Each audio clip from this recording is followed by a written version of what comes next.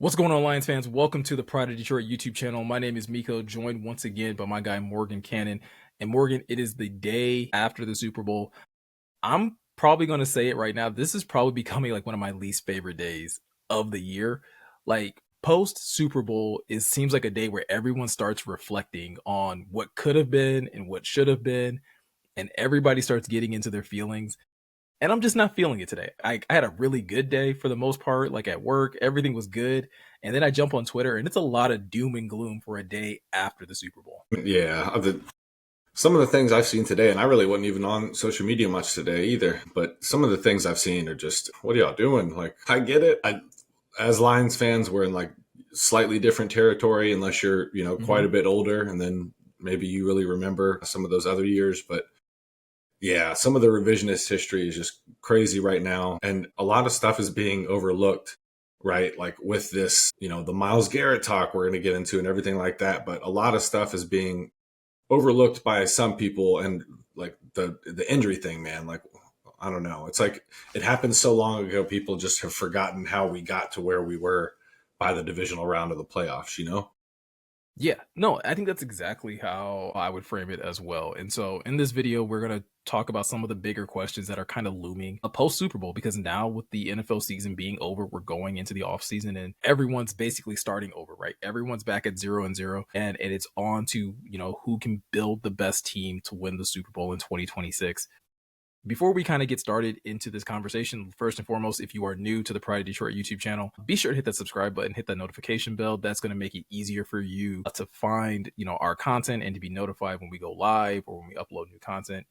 And also be sure to jump into the comment section. Like I said, we are going to be hitting on two of the bigger questions that I think are kind of looming after the Super Bowl. So this is not just a conversation for Morgan and I. Definitely want to see you guys jump into the comments, give your suggestions, ask your own questions, because again, Morgan and I both tend to reply and respond in the comments. So this is a really good way for us to kind of, again, interact and maybe even just have some like post-season therapy, right? Early off-season therapy. Let's get it all out and let's kind of like, march towards 2026 in a more positive light.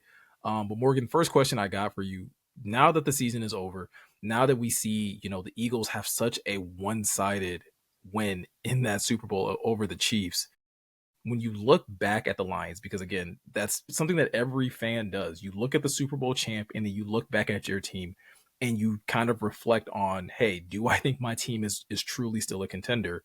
When you look back at the Lions following this Super Bowl, do you still have the same type of like positive feeling that you have that this team can one day get to that game and actually compete for a championship, considering what you saw yesterday in the Super Bowl? Yeah, emphatically 100%, man, for sure. Because for a lot of different reasons, right? Like the Eagles are very similar to the Lions. A lot of that stuff is homegrown, right? Like Jeremy put a tweet out there, that defensive line is homegrown, man. They've just pumped a lot of resources into that line, and they got lucky picking early a couple of times. Jalen Carter fell to them for one reason or another, depending on who you talk to or, what you read.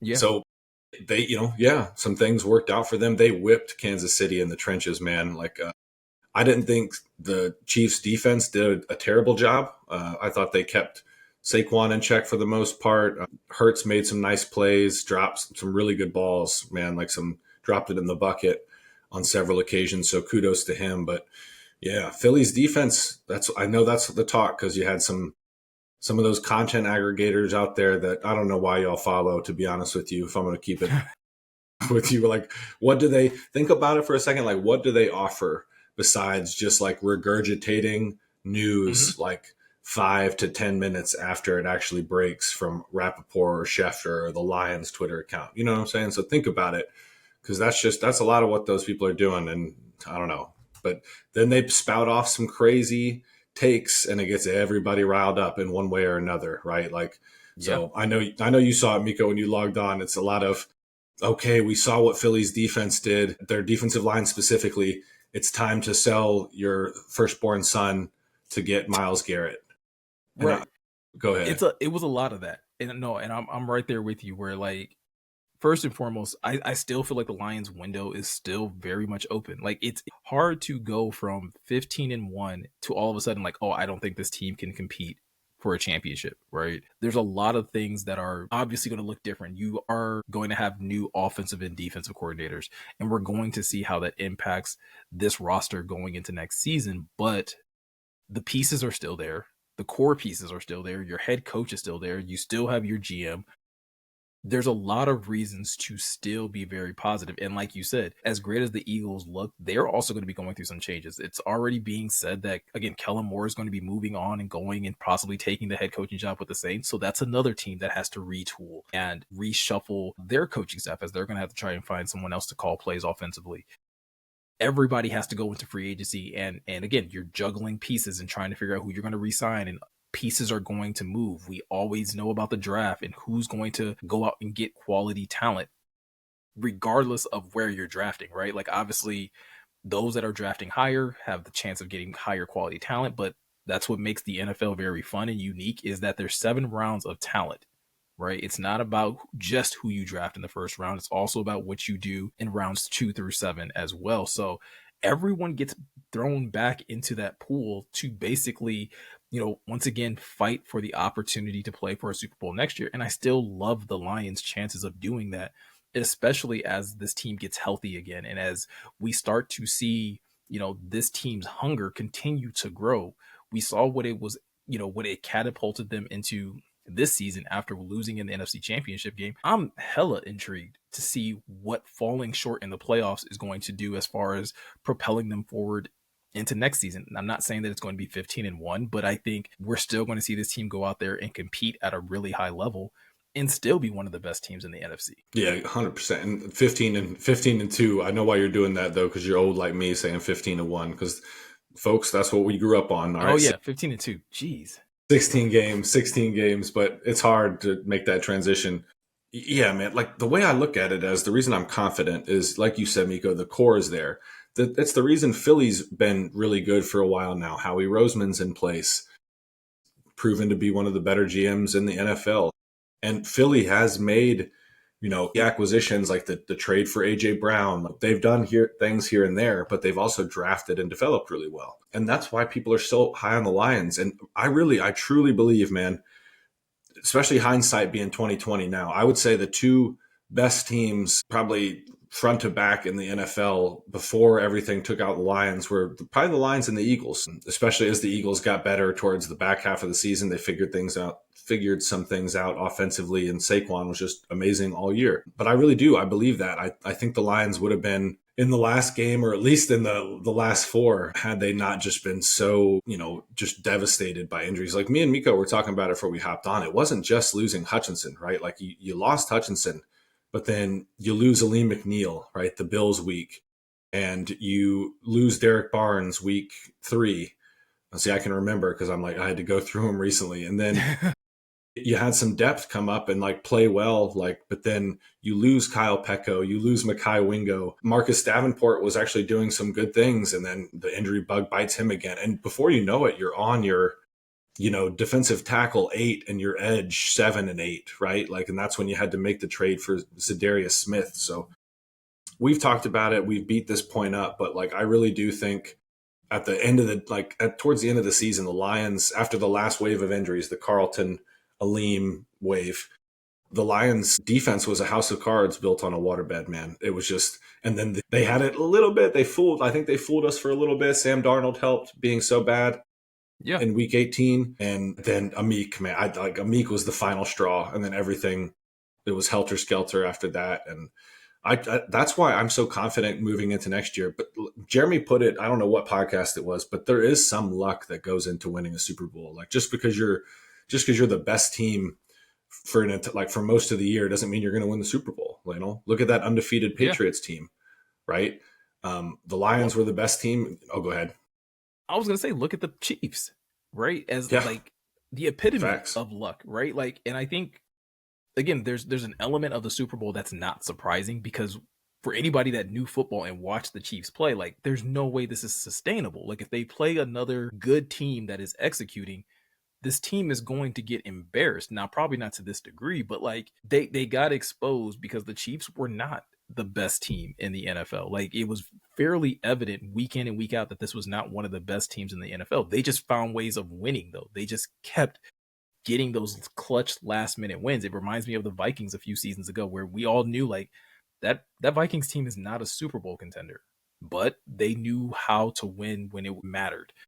Same thing was true with the Chiefs this year. Yeah, and I do think the Chiefs got better towards the end of the season when they got Worthy going, when they got some of these extra weapons go. Because I was like, okay, now I can Mm-hmm. see the vision of the offense, and the defense was good most of the year under Spagnuolo, and they're always going to be good because they have Andy Reid and they have Mahomes and that infrastructure is in place. But I do think it's going to be a transition for them because I do think Kelsey's done, or at least he looked done. And I'm not even trying to be, excuse me, disrespectful. I just, I think he was close to E there, and the Yeah. production kind of shows you. So I do think there's going to be a little bit of change over there, just with personnel, and it's just they're always going to be a competitor though, just because Mahomes and Andy Reid, in my opinion. But it was good to see them get their butts kicked, man. And I think it'll be interesting to see. It might be like the old guard in Philly is almost, they're up there, like Lane Johnson, Brandon Graham, BG, Detroit legend. Slay's getting up there. You know what I mean? So might be a transition year for Philadelphia too. So that'll be something to watch as the offseason rolls on. And that's the other part of this, right? Where again, it's so easy to look at another team and be like, man, what they're doing is working so well. But like we don't realize how much turnover can actually occur and how quickly that turnover can occur for any of these teams in the NFL. So it's something that's going to be very interesting to watch. And I wanted to again piggyback off of what you were saying about the injuries. Like I said, I think the further we got away from the season, the more we forget the impact of those injuries. Like we know they happened. We know the Lions sustained a lot of injuries.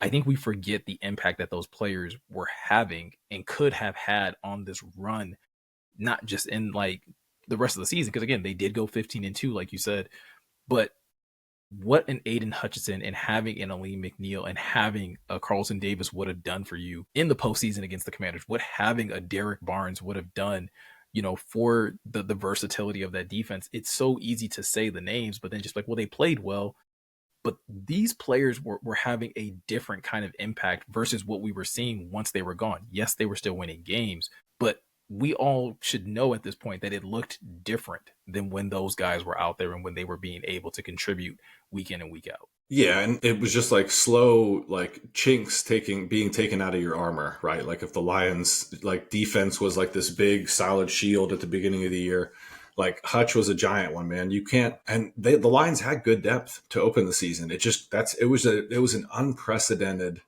level of injuries. Like honestly, they'd have been better served had it been spread out a little bit. A little bit on the offensive side of the ball, a little bit on the defense, or who knows, right? You could argue semantics all day. But Hutch through the what he played 5 games 5 games. at 7.5 sacks and 17 quarterback hits before injury, according to Pro Football Reference. So that's defensive player of the year production, and I think that's where people like myself and Miko are getting frustrated with some of these content aggregators and people who are just putting takes out there. Like the I would get it even a little bit more, right? I get a little bit of it, but I would get it more if this Myles Garrett go all in, push the chips in. If you didn't have an Aiden Hutchinson, right? They talked about it. It was a clean break, right, Miko? I think they put a rod in it. He's already walking around. He did a bunch of stuff at the Super Bowl this week. Just looks like he's getting a good old deal with Gatorade. Going to get an extension here soon. So I say all that to say, like, Hutch is, in my opinion, he's going to be in that tier of rusher by the end of next season because I think he's going to be someone in the running to win comeback player of the year for sure, defensive Yeah. player of the year, first team all pro. Like there's a lot on the table for him because the way he was playing, and in my opinion, 5 games is a big enough sample size because he was dominating, like just not statistically, which he was, but when you turn on the tape, he was beating the brakes off of people. And 3 down player, just a game wrecker, similar to what Garrett is. And then to your point, Mika, you lose Aleem McNeil, who at that level was playing himself into like a top 8, top 10 interior defensive lineman in the game. So 2 big old, those are big holes in your armor. And then you talk about the Derek Barnes, the Carlton Davis, the Makai Wingo, Kyle Pecco. It was attrition. And I don't see that happening again for a second year in a row. That was like a bad roll of the dice. You know what I'm saying? Yeah. And I think that's another reason why, though, that you don't go all in on a Myles Garrett, or at least there's an argument against it, right? That's one of the arguments against going for all in for a Myles Garrett, is because even if you go out and get a Myles Garrett, you're not guaranteed a healthy Myles Garrett for the whole season. You're not guaranteed a healthy Hutch for that entire season. Like, there's so many things that go into it. And I think that's what kind of propels me into the next question that I kind of have here, Morgan, which is, people are now asking the question, when you look at, again, what Philly was able to do and how they were able to do it, in terms of, like you said, a very similar approach to the Lions, but people feel like the Eagles were more aggressive in going out and getting talent, whether it was in the draft or free agency. Do you believe there needs to be a pivot in the scheme or in the approach to both free agency and the draft that Brad Holmes and company needs to make this time around? I don't, not at all, to be honest with you. Because I think, again, like you talked about before we hopped on, like, essentially recency bias. People just be forgetting, man. But Brad has been aggressive, like Yeah. trading up 20 spots to pick Jameson in 2022. Aggressive. He wanted to trade up back into the first round to take Levi in 2021. Thought about trading up for Jamar Chase, is the word on the street, like before he stood pat and took Panay. There's a bunch of stuff out there, man. I think, and if there's a good deal on the table for Myles Garrett, I think Holmes would be one of the first to explore it, because we heard what Garrett said about wanting to go to a contender, somewhere he can potentially win a Super Bowl. And the Lions do have a lot of cap room for now. We can probably link the video that we did where we talked about Myles Garrett's contract for forever. If you guys Yeah. want to, we'll put that below. But yeah, there's just more to it, man. I do think, I'm sure Holmes will explore it, but we talked about it a ton. His contract is difficult to trade. And I do like your point. I think it's going to cost a ton in draft capital, because that's what the Browns are going to need if they do, in fact, decide to move him. They're going to need picks this Yeah. year, this April, not next April, this April. And that's where, to your point, that, like, when the conversation that you and I had earlier, like, this is where I start to kind of categorize fans into this, like, what I am now calling, like, wandering eye syndrome. And it's the simple, like, the best way I can describe it for those that are like, what the hell is wandering eye syndrome? If you are a guy and you've ever taken your girl out for dinner, right? You've ever taken her out to eat, and you guys order your food, right? She picks what she wants, you pick what you want. Everybody's happy with what they have until the food gets there. And now she's eyeing your food like, man, that looks kind of good. I didn't know, she's saying slick stuff like, man, I didn't know they had steak like that. And you like, yeah, it was on the menu. This is what I got though. That is how I feel Lions fans are, where they're not happy with what they have, but they were when they first got it, right? Like, Lions fans were excited about JMO. Lions fans were excited about Jahmyr Gibbs. Again, maybe not immediately, but once they started to see the production, like, oh, I'm happy with that. I'm so happy that Brad Holmes made these moves, that he went out and he saw these things. But now we're looking at the Eagles and we're seeing Jalen Carter win a Super Bowl. We're seeing Jordan Davis win a Super Bowl, and now we're like, I didn't know that was available. I didn't know that was on the menu. I didn't know we. Yes, you did. It was there the whole time, but you were happy with what you got, and what you got has served you well, right?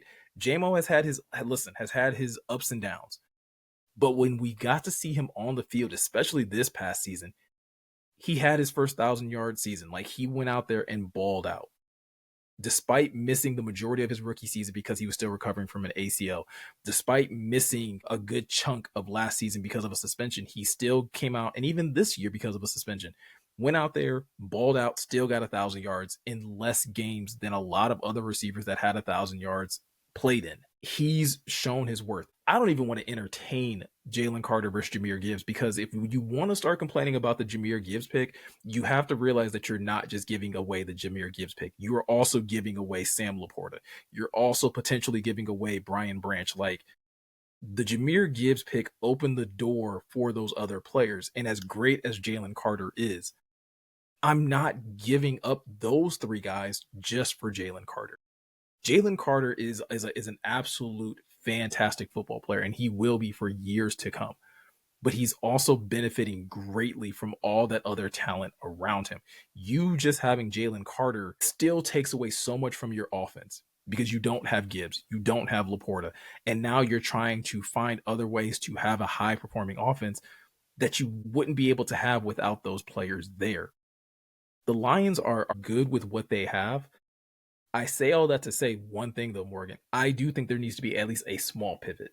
And the pivot more so needs to be on having so much more of a focus on getting these types of defensive players, regardless of, again, some of the question marks in terms of character, right? Because we know that was at least the thing that at least allegedly had Jalen Carter come off the Lions board.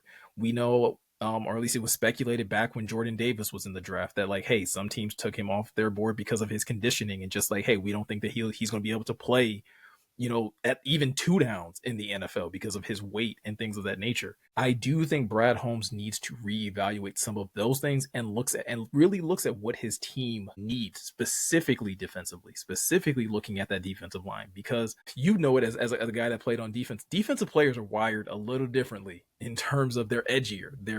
They can definitely be imposing factors, and I think you need to be able to look at those players and, one, trust the culture that your head coach and you as an organization have built, and trust the players that you have in the building that they will be able to hold those guys accountable. Because at this point, while I can sit here and say with a great deal of confidence, I don't think you need to go all in on a Myles Garrett.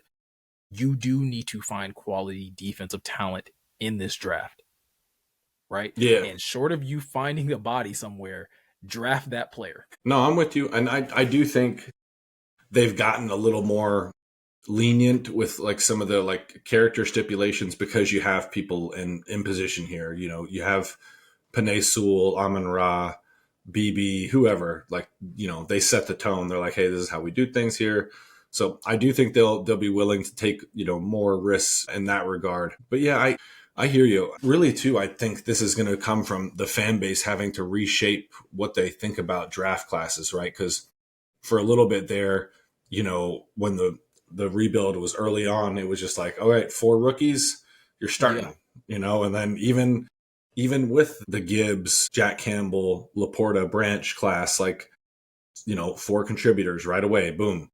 But now the roster's at a spot where it's like, I do think they're going to, it'll be like a first team. You're going to like play a big role, probably start second round, first round. Sorry. So second round, maybe you can compete for a starting position, going to play special teams. Third round, going to play special teams, developmental upside. And then it's just, from there, they're going to go BPA, because I feel like that's how a lot of those players or a lot of these organizations go with their late round picks, because it's really just to throw, a roll of the dice, if you will. Or they'll have players they specifically really like a Giovanni Manu, a Sione Vaki, Broderick Martin, where Brad was aggressive. Like, I know Yeah. it's trading day 2 picks and you're not moving multiple ones, but he's been aggressive to get the guys he likes because he trusts his eye. And I think that's a valuable thing. So yeah, I just got to trust the process, guys. I understand wanting a Myles Garrett. I'm not here to dissuade, like, legit. And Jalen Carter, to be fair to Pete, like, I think he's like probably the best even interior defensive lineman in football right now. So I'm not here to hate. Yeah. Myles Garrett's probably the best defensive player in football, in my opinion. But I'm not here ready to sacrifice, like, to do whatever it needs to be done to get him here, because that's, in my opinion, that's how you close a window. All this window talk, if y'all are familiar with this channel, I don't like it, because you have a Brad Holmes and a Dan Campbell. That it's wide open right now. It might go varying stages, but Sure. I think it's going to stay open, man, because you got the right people in place, and they're not old. Both Brad and Dan could be around 15 years, depending on how long they want to do it. So yeah, I'm not ready to sell the farm, bro. Your leadership's not old, neither is your roster. I mean, your offensive line is getting there, right? It's one Yeah. of the older offensive lines in football, so there's definitely some retooling that needs to kind of happen there. But yeah, the rest of this roster is relatively young. And so there's still so much opportunity. And I think for anyone that looks at the Eagles and like, well, hey, they went all in with the Saquon Barkley, you realize they signed Saquon Barkley. They did not Yeah. trade for Saquon Barkley. This is not the same when you talk about Saquon and Myles Garrett. If someone wants to cut Myles Garrett and it's open market, yes, I will be sitting here like, Brad, offer him the bag.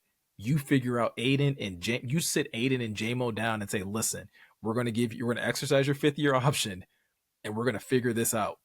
But we got to get this dude in the building. If those types of situations happen, yes, I would love to see Brad become a little more aggressive in terms of a free agent signing. But not many teams are going to pull a New York Giants and let a franchise player hit free agency with zero compensation.